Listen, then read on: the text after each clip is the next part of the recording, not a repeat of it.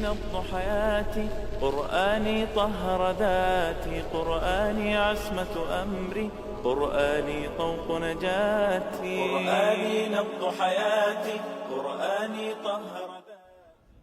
بسم اللہ الرحمن الرحیم۔ السلام علیکم ورحمۃ اللہ وبرکاتہ۔ ناظرین، مضامین قرآن کا خلاصہ بیان کرتے ہوئے میں ہوں آپ کے ساتھ ڈاکٹر سمیع اللہ زبیری۔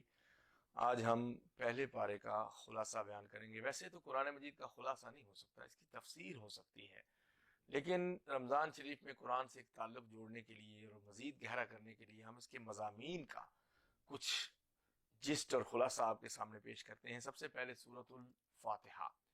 اوپنر، یہ سورۃ الفاتحہ جو قرآن کے برابر ہے، وَلَقَدْ آتَيْنَاكَ سَبْعًا مِّنَ الْمَثَانِي وَالْقُرْآنِ الْعَظِيمِ، اے نبی کریم صلی اللہ علیہ وسلم، ہم نے آپ کو 7 دہرائے جانے والی آیتیں اور قرآن عظیم عطا کیا، جو کہ ہر نماز میں پڑھنا اس کا ضروری ہے، اور یہ شفا ہے، راقیہ ہے، اس کے اندر رقیہ ہے، اس کے اندر شفا ہے، دم ہے۔ اور نبی کریم صلی اللہ علیہ وسلم اپنے صحابہ کو سب سے پہلے یہی صورت سکھایا کرتے تھے، کیونکہ نماز کا یہ حصہ ہے۔ اس صورت میں 7 آیتیں ہیں اور اس قرآن کی بھی 7 منزلیں ہیں، اور اس صورت کو اللہ نے اپنے اور بندے کے درمیان میں تقسیم کر لیا ہے۔ اب دیکھیں، بسم اللہ الرحمن الرحیم، الحمدللہ رب العالمین الرحمن الرحیم مالک یوم الدین ایاک نعبد، یہاں تک 3.5 آیتیں بنتی ہیں، اللہ کا ذکر ہے۔ آگے دیکھیں، وایاک نستعین، اب بندے کا ذکر شروع ہو گیا، بندہ اللہ تعالیٰ سے مدد مانگ رہے ہیں۔ اہدنا الصراط المستقیم صراط الذین انعمت علیہم غیر المغضوب علیہم ولا الضالین آمین۔ اب اس میں بندے کا ذکر ہے، تو اللہ تعالیٰ کے نبی صلی اللہ علیہ وسلم فرمایا کہ اللہ فرماتے ہیں میں نے سورۃ الفاتحہ اپنے اور بندے کے درمیان میں اس کو تقسیم کر لیا ہے۔ پھر جب میرا بندہ میری تعریفیں کرنے کے بعد کہتا ہے اہدنا الصراط المستقیم، تو میں اس کو سیدھا راہ دکھاتا ہوں۔ پھر جب کہتا ہے کہ نیک لوگوں کا راستہ، نہ کہ گمراہوں کا جو نصرانی تھے، اور نہ ہی ان کا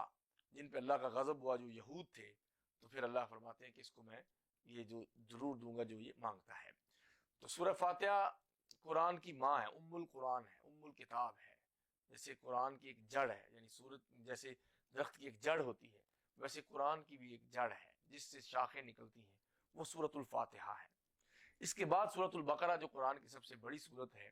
اور پہلے پارے سے شروع ہو کر تیسرے پارے میں ختم ہوتی ہے۔ سورہ بقرہ آپ کو پتہ ہے کہ اس میں گائے کا قصہ ہے۔ قرآن کی سورتوں کے جو نام ہیں ان کا مضمون اس سورت کے اندر ہوتا ہے یا واقعہ ہوتا ہے، جیسے قصص موسیٰ علیہ السلام کا واقعہ، اسی طرح سورہ یونس میں حضرت یونس اور ان کی قوم کا واقعہ ہے، سورہ ہود ہے، سورہ یوسف ہے، اور ایسے سورہ نمل ہے چیونٹی کے نام پہ، سورہ عنکبوت ہے مکڑی کے نام پہ، ٹھیک ہے، سورہ قریش ہے جس میں قبیلہ قریش کا ذکر ہے، فتح مکہ کا ذکر ہے سورہ نصر میں، توحید اور اخلاص کا ذکر ہے سورہ اخلاص میں، قل هو اللہ احد میں، اور ایسے ہی قل اعوذ برب الناس اس میں لوگوں کا ذکر ہے۔ تو قرآن کی جو صورتیں ہیں ان کے ٹائٹلز انہی کے اندر میں سے ہیں۔ اسی لیے پیغمبر علیہ السلام فرمایا کرتے تھے کہ یہ آیت جو آج مجھ پہ نازل ہوئی ہے، اس کو تم فی سورۃ فیہا ذکر کذا و کذا، جس صورت میں فلاں چیز کا ذکر ہے، گائے کا ذکر ہے، عنکبوت کا ذکر ہے، اس میں اس آیت کو رکھ دو۔ تو آپ علیہ السلام آیتوں کی ترتیب لگوا دیتے تھے، صورتوں کی ترتیب عثمان رضی اللہ عنہ کے زمانے میں لگی ہے، آیات کی ترتیب کوئی نہیں بدل سکتا، یہ توقیفی ہے، اللہ کی طرف سے ہے۔ تو یہ الف لام میم سے شروع ہو رہی ہے، 286 اس کی آیات ہیں، اور اس کی وسط کی جو آیت ہے وَكَذَلِكَ جَعَلْنَاكُمْ أُمَّةً وَسَطًا، وہ امت وسط کے بارے میں ہے، درمیانی بڑی امت، اعتدال والی امت، وہ بھی 143 نمبر آیت ہے۔ اور سورہ بقرہ جو ہے یہ قرآن کی سب سے بڑی اور عظیم سورت ہے، سب سے عظیم سورت ہے، اس لیے کہ اس کے اندر قرآن کی سب سے عظیم آیت ہے اللہ لا الہ الا هو الحی القیوم، آیت الکرسی، جس کے 10 حصے ہیں، اور جس جیسی کوئی آیت قرآن مجید میں نہیں ہے، یہ اعظم آیت فی القرآن ہے جو آیت الکرسی ہے۔ اور اس صورت میں حلال حرام کے تقریباً سب احکام موجود ہیں، نکاح کے، شادی کے، رضاعت کے، طلاق کے، خلا کے، اور دیگر جو حج کے، ارکان اسلام کے تمام جو بیسکس ہیں وہ اس کے اندر موجود ہیں۔ سورہ بقرہ اور آل عمران کے بارے میں فرمایا کہ جو ان کو پڑھتا ہے وہ ان کو حسرت نہیں ہوتی، اور سورہ بقرہ جس گھر میں پڑھی جائے ینفر من الشیطان، شیطان وہاں سے بھاگتا ہے، جادوگر اس پہ غالب نہیں آ سکتے۔ اور سورہ بقرہ اور آل عمران پڑھنے والے جو محبت کرنے والے ہیں، ان سے بار بار پڑھنے والے، اکثر پڑھنے والے ہیں، ان کو قیامت کے دن یہ بدلیوں کا سایہ بن کے دھوپ میں ان کے اوپر آ جائیں گی، اور یہ صورتیں ان کے اوپر بدلیاں بن جائیں گی، سایہ بن جائیں گی، یا پرندوں کی طرح غول بن کے آ جائیں گی۔ اسی طرح سورہ بقرہ جب شروع ہوتی ہے تو یہ الف لام میم سے ہوتی ہے، حروف مقطعات سے، جو بروکن ورڈز ہیں، حروف ہیں، اللہ عالم بمرادہا، اللہ ہی ان کی مراد جانتا ہے، کسی کو اس کے بارے میں نہیں پتا۔ یوں سمجھ لیجئے کہ دروازے ہوتے ہیں ان کو تالے لگے ہوتے ہیں، ان کی چابیاں ہوتی ہیں، ایسے ہی صورتوں کی چابیاں جو ہیں یہ حروف مقطعات ہیں۔ اور یہ بھی کہ یہ اس میں اعجاز ہے، معجزہ ہے، بلاغت ہے کہ اے قریش، اے عرب، اے لوگو، اے دنیا کے تمام کفار، تم بھی اگر عربی بولتے ہو اور عربی میں اپنا بڑا نام رکھتے ہو، یہ قرآن بھی عربی کے ان حروف سے ہم نے بنایا ہے، الف لام میم کاف ہا یا عین صاد ہا میم عین سین قاف، یہ اسی سے الف لام میم را، الف لام را قاف صاد، اس سے ہم نے بنایا، تم بھی بنا کے دکھا دو۔ تو یہ کوئی بھی اس کے جیسا نہیں بنا سکا کہ ساری دنیا کے جن اور انسان اگر جمع ہو جائیں تو قرآن جیسا کوئی ایک چیپٹر، قرآن جیسی ایک سورت نہیں بنا سکتے، اور سورہ کوثر جو سب سے چھوٹی سورت ہے ویسی بھی نہیں بنا سکتے۔ اس سورت کے شروع میں آپ دیکھیے کہ 4 آیتیں مومنوں کے بارے میں ہیں، 3 آیتیں کافروں کے بارے میں، اور 2 رکوع منافقوں کے بارے میں۔ گویا کہ شروع سے ہمیں بتایا جا رہا ہے کہ دنیا میں آپ کا زیادہ تر واسطہ منافقوں سے پڑے گا، پھر آپ نے کیا کرنا ہے۔ وَمِنَ النَّاسِ مَن يَقُولُ آمَنَّا بِاللَّهِ وَبِالْيَوْمِ الْآخِرِ وَمَا هُم بِمُؤْمِنِينَ، لوگوں میں ایسے ہیں جو کہتے ہیں کہ ہم مومن ہیں اللہ پہ اور آخرت پہ، لیکن وہ مومن نہیں ہیں۔ يُخَادِعُونَ اللَّهَ وَالَّذِينَ آمَنُوا وَمَا يَخْدَعُونَ إِلَّا أَنفُسَهُمْ وَمَا يَشْعُرُونَ، وہ دھوکہ دیتے ہیں مومنوں کو اور اللہ کو بھی، مگر وہ خود اصل میں اپنے آپ کو دھوکہ دے رہے ہیں۔ پھر مثالیں ہیں قرآن میں امثال ہیں، امثال سے باتیں واضح ہو جاتی ہیں، مثالیں ہیں۔ پھر اس میں سب سے پہلے مثال دی گئی ہے مثلہم کمثل الذی استوقد نارا، کفار اور منافقین کی مثال اس طرح ہے جیسے کوئی آگ جلائے، اس میں جب روشنی ہوتی ہے تو کوئی بندہ چل پڑتا ہے، جب بجھ جائے تو نظر ہی کچھ نہیں آتا۔ اسی طرح منافقین ہیں، جب مسلمانوں کو کوئی اچھی مدد ملتی ہے تو ساتھ آ جاتے ہیں، اور جب کوئی مصیبت آتی ہے پیچھے ہٹ جاتے ہیں، اس لیے کہ ایمان کی روشنی ان کے پاس نہیں ہے۔ پھر اس میں لوگوں سے کہا گیا کہ اگر تم سچے ہو، لوگوں کفار، کہ اپنے معبود لے آؤ رب کے سوا، اور پھر بات کر کے دکھاؤ کہ کوئی ہم جو چیزیں پیدا کرتے ہیں تم بھی نکال کے دکھاؤ۔ پھر مچھر کا ذکر ہے کہ اللہ مچھر کی مثال بیان کرنے سے بھی شرماتا نہیں ہے، اس کی مخلوق ہے اور اس کے اندر بھی معجزہ ہے۔ پھر اسی طرح اس میں فرشتوں نے دیکھا جب آدم علیہ السلام کو پیدا کیا گیا اور اللہ نے اپنے ہاتھوں سے پیدا کیا، منہ کو ہاتھ لگایا آدم علیہ السلام کے چہرے کو، تو فرشتوں نے کہا یہ کیسی مخلوق، پہلے یہاں بڑا فساد ہوتا تھا، کوئی اور فساد نہ ہو جائے۔ اللہ نے کہا جو میں جانتا ہوں وہ تم نہیں جانتے۔ پھر اس کے فوراً بعد بنی اسرائیل کا ذکر شروع ہو جاتا ہے کہ بنی اسرائیل والے کس طریقے سے، ان کے بارے میں 125 آیت تک بات جاتی ہے کہ کس طریقے سے بنی اسرائیل والے جو ہیں وہ اپنے علماء، ان کے علماء سمیت کیسی اخلاقی گراوٹ کا اور معاشرتی برائیوں کا شکار ہو گئے تھے کہ علم کے باوجود قوم موسیٰ علیہ السلام میں سے اور ان کے بعد کے نبیوں میں بنی اسرائیل جو ہیں، علم کے باوجود وہ تورات کی اور انجیل کی آیتیں بیچ کے رزق کھایا کرتے تھے۔ اللہ نے ان کی مثال دی ہے۔ پھر فرعون کا قصہ کیا، بنی اسرائیل والوں تمہیں ان سے نجات دی تھی اور تمہارے اوپر پہاڑ مسلط کر کے پھر پیچھے کر لیا تھا، پھر کوہ طور پہ تم پہ بھر کے تجلی پڑ گئی تھی، تم سب مر گئے تھے، پھر زندہ کر دیا تھا، اتنی نعمتیں۔ پھر وادی تیہ میں،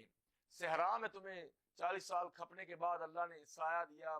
پتھر پہ عصا مارتے تھے موسیٰ علیہ السلام تو 12 چشمے پھوٹ پڑتے تھے۔ فرعون سے تمہیں نجات دی، من اور سلوا، پکا پکایا گوشت اور میٹھا تمہیں ہر صبح فجر کے وقت مل جاتا تھا۔ تم نے پھر کہا کہ ہمیں پیاز، ککڑیاں، کھیرے وغیرہ چاہیے، تم نے ادنا چیز مانگی۔ اتنی باتیں ہیں بنی اسرائیل کے بارے میں۔ پھر کہا کہ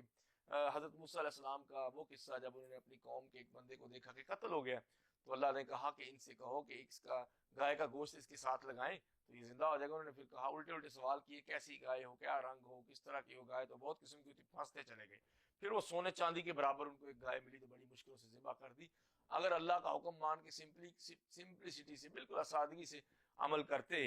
اور آرام سے اس پہ بات کو لے آتے تو عام سی گائے ذبح کرنے سے بھی مسئلہ حل ہو جانا تھا، مگر یہ بتایا گیا کہ موش گافیاں، علمی موش گافیاں اور خام خواہ کے گہرائیوں کے مسئلوں میں جانا، یہ بنی اسرائیلی باتیں ہیں، یہ امت محمد صلی اللہ علیہ وسلم کا شیوا نہیں ہے۔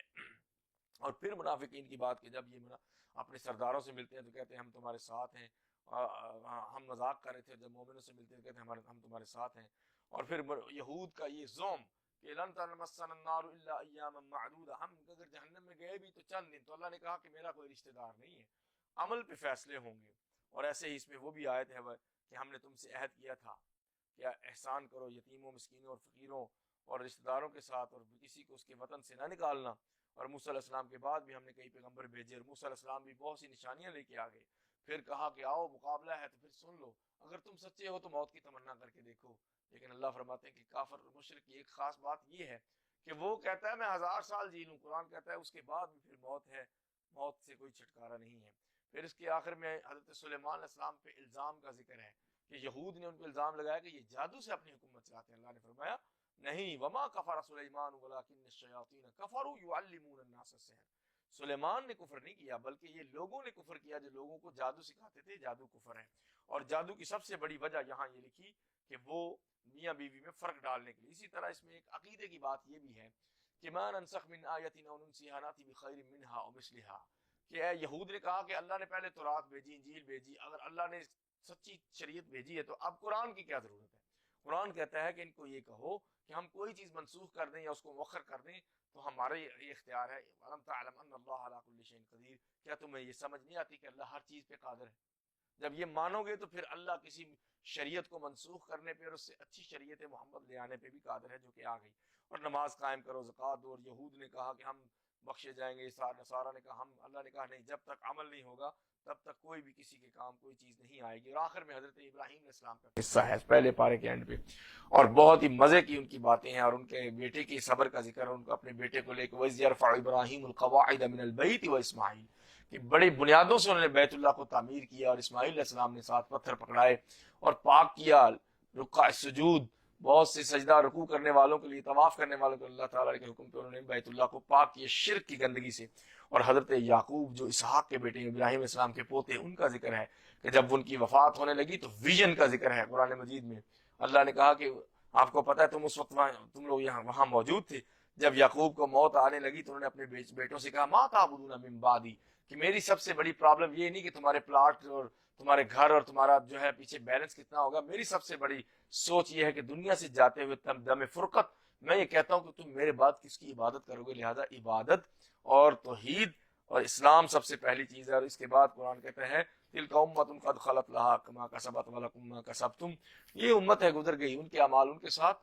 اور کسی نے اگر برائی کی ہے تو اس کے ذمہ دار خود، ہم کسی کے ذمہ دار نہیں۔ اور اس میں یہ بھی ہے صحابہ کرام کی فضیلت کہ فَإِنْ آمَنُوا بِمِثْلِ مَا آمَنْتُمْ بِهِ فَقَدْ اهْتَدَوْا، اے اہل مکہ تم نے صفحاء کہا، بے وقوف کہا نبی علیہ السلام کے صحابہ کو، غریب سمجھ کے، کمزور سمجھ کے، غلاموں سے آزاد ہوئے تھے بلال، عامر ابن فہیرہ، یہ آزاد ہوئے تھے زید، تو کہا کہ یہ تو بے وقوف سے لوگ ہیں۔ تو اللہ کہتے ہیں کہ میری نظر میں ان صحابہ کی اتنی عظمت اور عزت ہے کہ اگر ان جیسا ایمان لاؤ گے تو میں قبول کروں گا، ادروائز قبول نہیں کروں گا۔ اور اس کے بعد بھی قرآن کہتا ہے کہ تلک امۃ قد خلت لها ما کسبت ولکم ما کسبتم ولا تسألون عما كانوا يعملون، لوگوں کسی کو بلیم کرنے سے پہلے سوچ لو کہ پہلے لوگ گزر گئے، لوگ بحثیں کرتے ہیں ائمہ کرام کے بارے میں، صحابہ اور تابعین کے بارے میں کہ اس نے یہ غلطی کی، یہ غلطی کی۔ قرآن کہتا ہے جو گزر گئے ان کی نیکیاں ان کے ساتھ، برائیاں ان کے ساتھ، اور آپ لوگوں سے کسی کے عمل کا سوال نہیں ہوگا۔ ناظرین، اگلے اس پارے کے مضامین کے خلاصے تک کے لیے اپنے ہوسٹ ڈاکٹر سمیع اللہ زبیری کو اجازت دیجیے۔ اللہ حافظ۔ قرآني نبض حياتي، قرآني طهر ذاتي،